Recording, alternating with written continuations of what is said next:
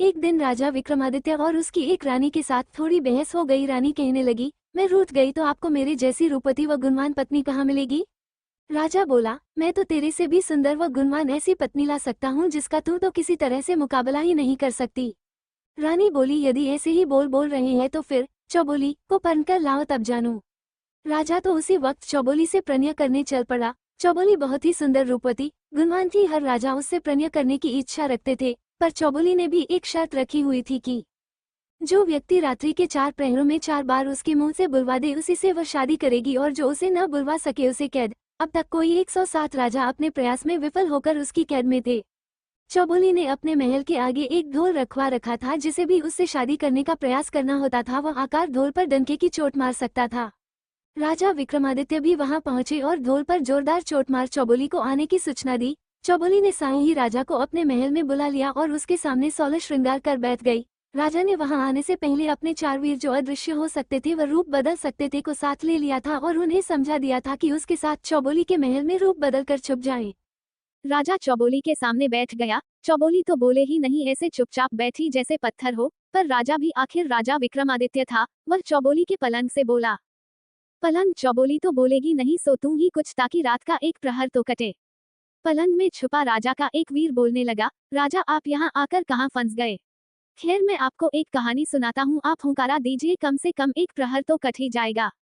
पलंग बोलने लगा, राजा हुंकारा देने लगा, एक राजा का और एक साहूकार का बेटा, दोनों में तगड़ी दोस्ती थी। साथ सोते, साथ खेलते, साथ आते जाते, एक पल भी एक दूसरे से दूर नहीं होते। दोनों ने आपस में तय भी कर रखा था कि वे दोनों कभी अलग नहीं होंगे। दोनों की शादियां भी हो चुकी थी और दोनों की ही पत्नियां मायके बैठी थी। एक दिन साहूकार अपने बेटे से बोला कि बेटे तेरी बहू मायके में बैठी है, जवान है, उसे ज्यादा दिन वहां नहीं छोड़ा जा सकता, सो जा और उसे ले आ। बेटा बोला, बापू आपका हुक्म सिर माथे पर जाऊन कैसे, मैंने तो कुंवर से वादा कर रखा है कि उसे छोड़कर कहीं अकेला नहीं जाऊंगा। साहूकार ने सोचते हुए कहा, बेटे तुम दोनों में ऐसी ही मित्रता है तो एक काम कर, राजा के बेटे को भी अपने ससुराल साथ ले जा, पर एक बात ध्यान रखना, तेरे ससुराल में उसकी खातिर उनकी प्रतिष्ठा के हिसाब से बड़े आव भगत से होनी चाहिए।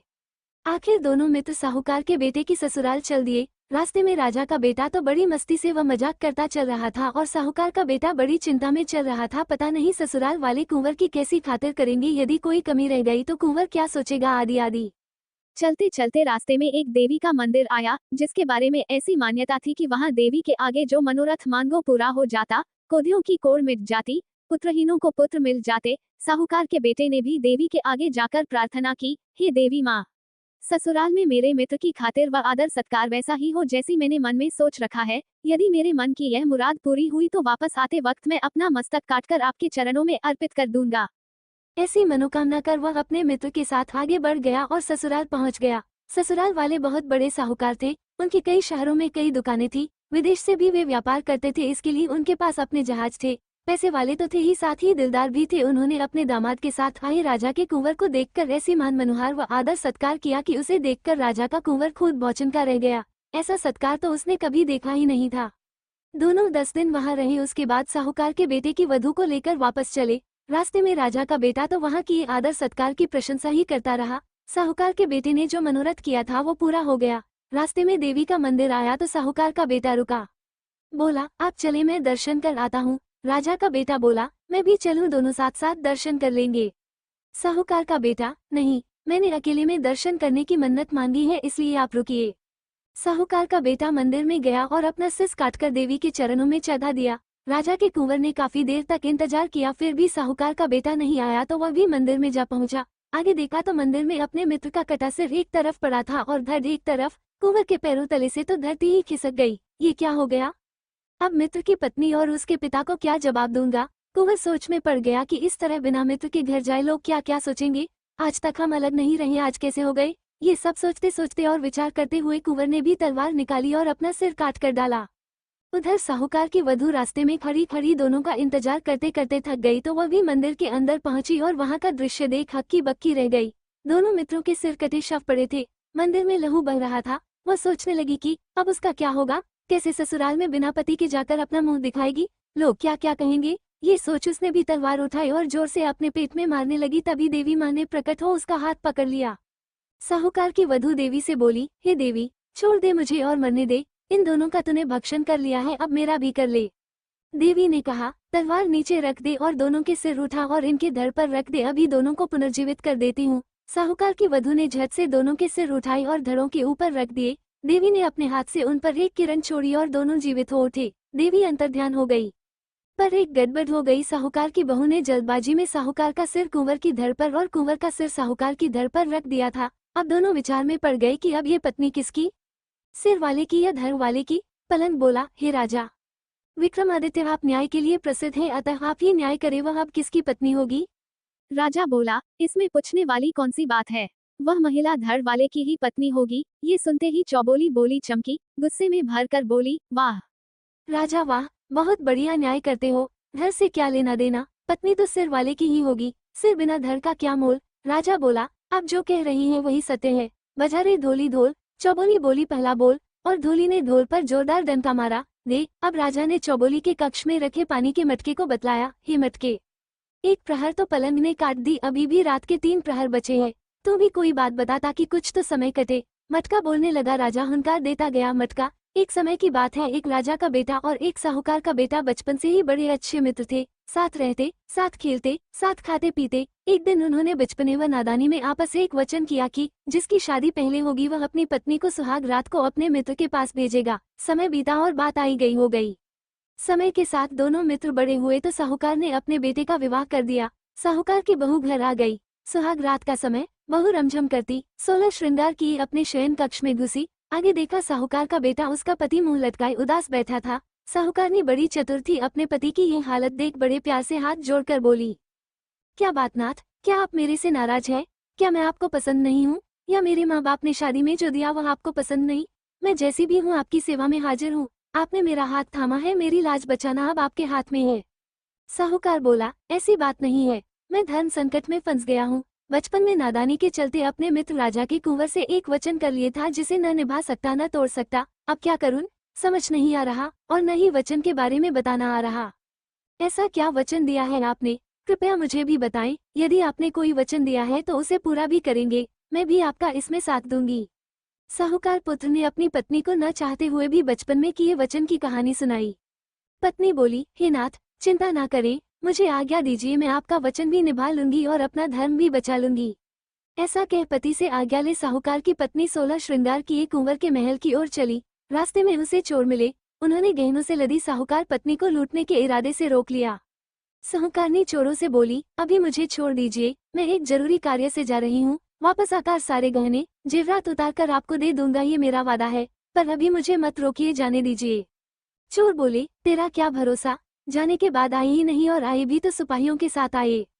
साहूकारनी बोली, मैं आपको वचन देती हूँ, मेरे पति ने एक वचन दिया था, उसे पूरा कर आ रही हूँ, वह पूरा कर आते ही आपको दिया वचन भी पूरा करने आऊंगी। चोरों ने आपस में सलाह की कि देखते हैं यह वचन पूरा करती हैं या नहीं, यदि नहीं भी आई तो कोई बात नहीं, एक दिन लुट का माल न मिला सही। साहूकारनी रमझम करती कुंवर के महल की सीढ़ियां चढ़ गई। कुंवर पलंग पर अपने कक्ष में सो रहा था। साहूकारनी ने कुंवर के पैर का अंगूठा मरोड़ जगाया, जागो कुंवर सा। कुंवर चौंक कर जागा और देखा उसके कक्ष में इतनी रात गए एक सुंदर स्त्री 16 श्रृंगार किए खड़ी है। कुंवर को लगा वह सपना देख रहा है, इसलिए कुंवर ने बार बार आंखें मलकर देखा और बोला, हे देवी, तुम कौन हो, कहाँ से आई हो, और इस तरह इतनी रात्रि गई, तुम्हारा यहाँ आने का प्रयोजन क्या है? साहूकार की पत्नी बोली, मैं आपके बचपन के मित्र साहूकार की पत्नी हूँ। आपके और आपके मित्र के बीच बचपन में तय हुआ था कि जिसकी शादी पहले होगी वह अपनी पत्नी को सुहाग रात में अपने मित्र के पास भेजेगा, सो उसी वचन को निभाने हेतु आपके मित्र ने आज मुझे सुहाग रात्रि के समय आपके पास भेजा है। कुंवर को ये बात याद आते ही वह बहुत शर्मिंदा हुआ और अपने मित्र की पत्नी से बोला, हे देवी, मुझे माफ कर दीजिए, वो तो बालपने में नादानी में हुई बातें थी, आप तो मेरे लिए माँ बहन समान है। कहकर कुंवर ने मित्र की पत्नी को बहन की तरह चुंदड़ी, ओढ़ना, सिर पर होड़ाई और एक हीरो मोतियों से भरा थाल भेंट कर विदा किया। साहूकारनी वापस आई। चोर रास्ते में ही खड़े उसका इंतजार कर रहे थे, उसे देख आपस में चर्चा करने लगे, ये औरत है तो जबान की पक्की। साहूकारनी ने चोरों के पास आकर बोला, ये हीरो मोतियों से भरा थाल रख लीजिए, ये तुम्हारे भाग्य में ही लिखा था, और मैं अभी अपने गहने उतार कर भी आपको दे देती हूँ। कहकर साहूकारनी अपने एक एक कर सभी गहने उतारने लगी। चोरों को ये देख बड़ा आश्चर्य हुआ। वे पूछने लगे, पहले ये बता कि तू गई कहाँ थी, और ये हीरो भरा थाल तुझे किसने दिया? साहूकारनी ने पूरी बात विस्तार से चोरों को बताई। सुनकर चोरों के मुंह से निकला, धन्य है ऐसी औरत जो अपने पति का वचन निभाने कुंवर जी के पास चली गई, और धन्य है कुंवर जी जिन्होंने इसकी मर्यादा की रक्षा व आदर करते हुए इसे अपनी बहन बना इतने महंगे हीरे भेंट किए। ऐसी चरित्रवान और धर्म पर चलने वाली औरत को तो हमें भी बहन मानना चाहिए। और चोरों ने भी उसे बहन मान उसका सारा धन लौटते हुए उनके पास जो थोड़ा बहुत लुटा हुआ धन था भी उसे भेंट कर उसे सुरक्षित उसके घर तक पहुंचा दिया। अब मटकी राजा से बोली, ये राजा विक्रमादित्य, आपने बहुत बड़े बड़े न्याय किए हैं, अब बताइए इस मामले में किसकी भलमनसाहत बड़ी, चोरों की या कुंवर की? राजा बोला, ये तो साफ है कुंवर की भलमनसाहत ज्यादा बड़ी। इतना सुनते ही चौबोली को गुस्सा आ गया और वह गुस्से में राजा से बोली, अरे राजा तेरी अक्ल कहाँ गई? क्या ऐसे ही न्याय करके तू लोकप्रिय हुआ है? सुन, इस मामले में चोर बड़े भले मानस निकले। जब साहूकारनी चोरों को वचन के मुताबिक इतना धन दे रही थी, फिर भी चोरों ने उसे बहन बना, पास में जो था वह भी दे दिया, इसलिए चोरों की भलमनसाहत ज्यादा बड़ी है। राजा बोला, चौबोली ने जो न्याय किया है वह खरा है। बजा रे ढोली ढोल, चौबोली बोली दूजो बोल, और ढोली ने नंगारे पर जोर से दो दे मारी, दे दे। अब राजा चौबोली के महल की खिड़की से बोला, 2 घड़ी रात तो कट गई, अब तू ही कोई बात कह ताकि तीसरा प्रहर कट सके। खिड़की बोली, ठीक है राजा, आपका हुक्म सिर माथे, मैं आपको कहानी सुना रही हूँ, आप हुंकारा देते जाना। खिड़की राजा को कहानी सुनाने लगी। एक गांव में एक ब्राह्मण व एक साहूकार के बेटे के बीच बहुत गहरी मित्रता थी। जब वे जवान हुए तो एक दिन ससुराल अपनी पत्नियों को लेने एक साथ रवाना हुए। कई दूर रास्ता काटने के बाद आगे दोनों के ससुराल के रास्ते अलग अलग हो गए, अतः अलग अलग रास्ता पकड़ने से पहले दोनों ने सलाह मशविरा किया कि वापसी में जो यहाँ पहले पहुँच जाए वो दूसरे का इंतजार करे। ऐसी सलाह कर दोनों ने अपने अपने ससुराल का रास्ता पकड़ा। साहूकार के बेटे के साथ एक नाई भी था। ससुराल पहुंचने पर साहूकार के साथ नाई को देखकर एक बुजुर्ग महिला ने अन्य महिलाओं को सलाह दी कि जवाई जी के साथ आए नाई को खातिर में कहीं कोई कमी नहीं रह जाए, वरना ये हमारी बेटी के ससुराल में जाकर हमारी बहुत उल्टी सीधी बातें करेगा, और इसकी बढ़िया खातिर करेंगे तो यह वहां जाकर हमारी तारीफों के पूरे गाँव में पुल बांधेगा, इसलिए इसकी खातिर में कोई कमी न रहे। बस फिर क्या था, घर की बहू बेटियों ने बुधिया की बात को पकड़ नाई की पूरी खातिरदारी शुरू कर दी। वे अपने जवाई को पूछे या ना पूछे, पर नाई को हर काम में पहले पूछे। खाना खिलाना हो तो पहले नाई, बिस्तर लगाना हो तो पहले नाई के लगे। साहूकार का बेटा अपने ससुराल में मायूस और नाई उसे देख अपनी मूंछ मरोड़े। ये देख मन ही मन दुखी हो साहूकार के बेटे ने वापस जाने की जल्दी की। ससुराल वालों ने भी उसकी पत्नी के साथ उसे विदा कर दिया। अब रास्ते में नाई साहूकार पुत्र से मजाक करते चले कि ससुराल में नाई की इज्जत ज्यादा रही कि जवाई की। जैसे जैसे नाई ये डायलॉग बोले साहूकार का बेटा मन ही मन जल भून जाए, पर नाई को इससे क्या फर्क पड़ने वाला था, उसने तो अपनी डायलॉग बाजी जारी रखी। ऐसे ही चलते चलते काफी रास्ता कट गया। आधे रास्ते में ही साहूकार के बेटे ने इसी मनोहार वाली बात पर गुस्सा कर अपनी पत्नी को छोड़ नाई को साथ ले चल दिया। इस तरह बीच रास्ते में छोड़ देने पर साहूकार की बेटी बहुत दुखी हुई और उसने अपना रथ वापस अपने मायके की ओर मोड़ लिया, पर वह रास्ता भटक कर किसी और अनजाने नगर में पहुंच गई। नगर में घुसते ही एक मालन का घर था। साहूकारनी ने अपना रथ रोका और कुछ धन देकर मालन से उसे अपने घर में कुछ दिन रहने के लिए मना लिया। मालन अपने बगीचे के फूलों से माला आदि बनाकर राजमहल में सप्लाई करती थी। अब मालन फूल तोड़कर लाई और साहूकारनी नित नए डिजाइन के गजरे, मालाएं आदि बनाकर उसे राजा के पास ले जाने हेतु दे दे। एक दिन राजा ने मालन से पूछा कि आजकल फूलों के ये इतने सुंदर डिजाइन कौन बना रहा है? तुझे तो ऐसे बनाने आते ही नहीं। मालन ने राजा को बताया, हुकुम, मेरे घर एक स्त्री आई हुई है, बहुत गुणवंती है, वही ऐसी सुंदर सुंदर कारीगरियां जानती है। राजा ने हुक्म दे दिया कि उसे हमारे महल में हाजिर किया जाए। अब क्या करे? साहूकारनी ने बहुत मना किया, पर राजा का हुक्म कैसे टाला जा सकता था, सो साहूकारनी को राजा के सामने हाजिर किया गया। राजा तो उस रूपवती को देखकर आसक्त हो गया। ऐसी सुंदर नारी तो उसके महल में कोई नहीं थी। सो राजा ने हुक्म दिया कि इसे महल में भेज दिया जाए। साहूकारनी बोली, हे राजन, आप तो गांव के मालिक होने के नाते मेरे पिता समान है, मेरे ऊपर कुदृष्टि मत रखिए और छोड़ दीजिए। पर राजा कहाँ मानने वाला था, नहीं माना। अतः साहूकारनी बोली, आप मुझे सोचने हेतु 6 माह का समय तो दीजिए। राजा ने समय दे दिया, साथ ही उसके रहने के लिए गांव के नगर के बाहर रास्ते पर एक एकांत महल दे दिया। साहूकारनी रोज उस महल के झरोखे से आते जाते लोगों को देखती रहती, कहीं कोई ससुराल या पिहर का कोई जान पहचान वाला मिल जाए तो समाचार भेजे जा सकें। उधर रास्ते में ब्राह्मण का बेटा अपने मित्र साहूकार का इंतजार कर रहा था। जब साहूकार को अकेले आते देखा तो वह सोच में पड़ गया। उसने पास आते ही साहूकार के बेटे से उसकी पत्नी के बारे में पूछा तो साहूकार बेटे ने पूरी कहानी ब्राह्मण पुत्र को बताई। ब्राह्मण ने साहूकार को खूब खरी खोटी सुनाई कि बावली बूझ नाई की खातिर ज्यादा हो गई तो इसमें उसकी क्या गलती थी, ऐसे कोई पत्नी को छोड़ा जा सकता है? और दोनों उसे लेने वापस चले। तलाश करते करते वे दोनों भी उसी नगर पहुंचे। साहूकारनी ने महल के झरोखे से दोनों को देख लिया तो बुलाने आदमी भेजा। मिलने पर ब्राह्मण के बेटे ने दोनों में सुलह कराई। राजा को भी पता चला कि उसका ब्याहता आ गया तो उसने भी अपने पति के साथ जाने की इजाजत दे दी और साहूकार पुत्र अपनी पत्नी को लेकर घर आ गया।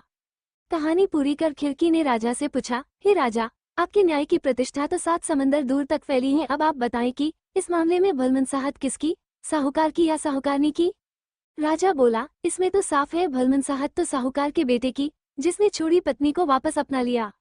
इतना सुनते ही चौबोली के मन में तो मानो आग लग गई हो। उसने राजा को फटकारते हुए कहा, अरे अधर्मी राजा, क्या तू ऐसे ही न्याय कर प्रसिद्ध हुआ है? साहूकार के बेटे की इसमें कौन सी भलमनसाहत? भलमनसाहत तो साहूकार पत्नी की थी, जिसे निर्दोष होने के बावजूद साहूकार ने छोड़ दिया था और उसे रानी बनने का मौका मिलने के बावजूद वह नहीं मानी और अपने धर्म पर अडिग रही। धन्य है ऐसी स्त्री। राजा बोला, हे चौबोली जी, आपने जो न्याय किया वही न्याय है।